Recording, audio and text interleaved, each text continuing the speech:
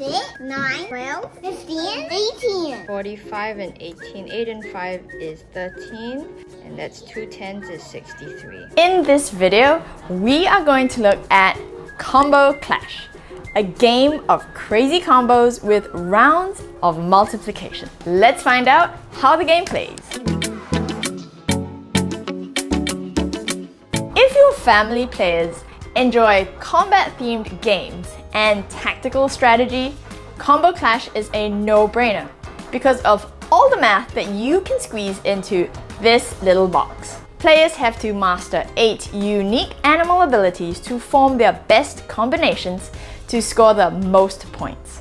The game comes with one cloth game board, 48 combo tiles, 4 two-sided player A tiles, and 4 scoring counters. Shuffle the tiles into a face-down stack in the center of the board.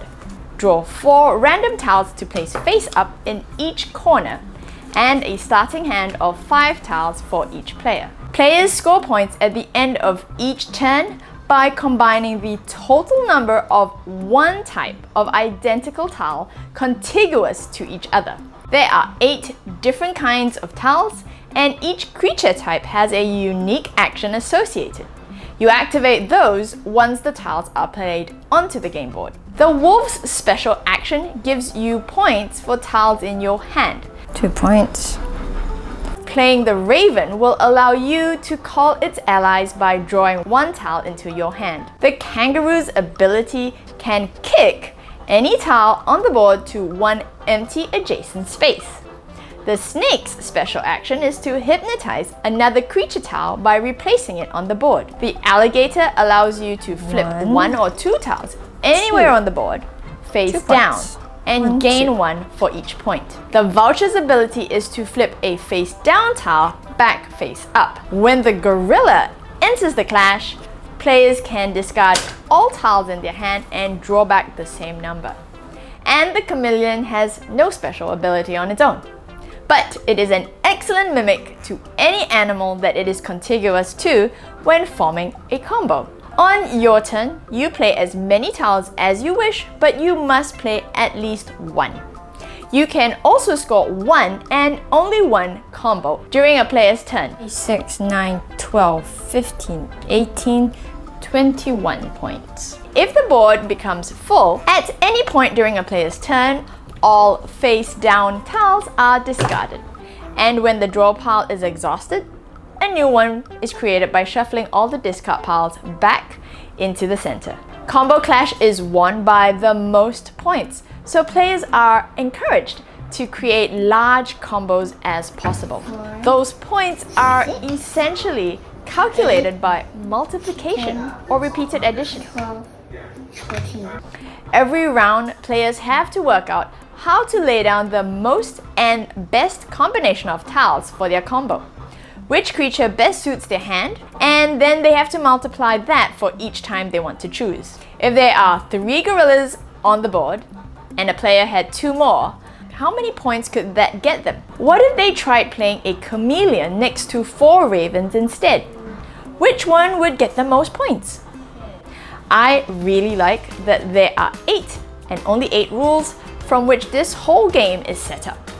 It's not so small to be inconsequential, and not too many that it's hard to keep track of. Players can use any combination of those on their turn, and because of the randomness of the tiles drawn in your shuffle, the strategies required are not deep, and this helps to make it a more level game with players of all ages. And so that encourages analysis of the board on their turn, problem solving within those 5 tiles in their hand on how best to maximize available actions, and then evaluating their final options for playing the biggest combo.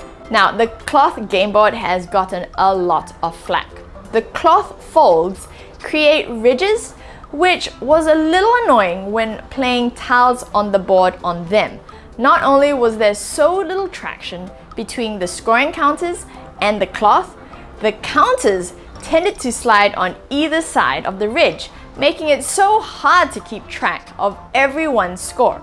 Generally speaking, I just don't like scoring around the game board.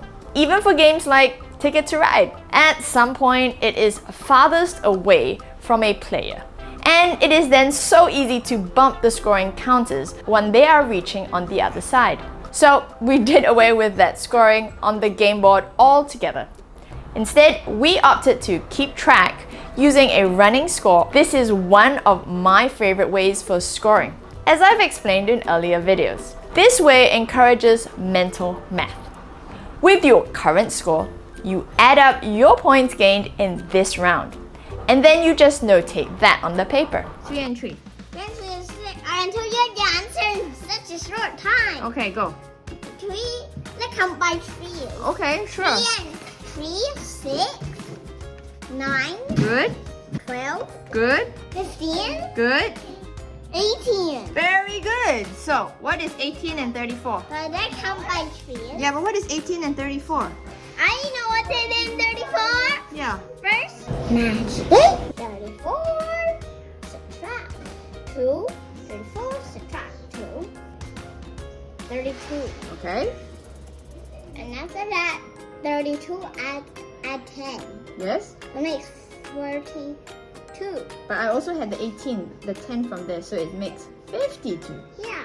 I think this game has replay value for the family because even if your kids are past multiplication, this is still a great game because of the tactical nature of the playing tiles. If you want to learn other games that will help your kids enjoy more math, make sure to check out the playlist on games instead of worksheets. And I can't wait to see you in the next one. Let's play a game.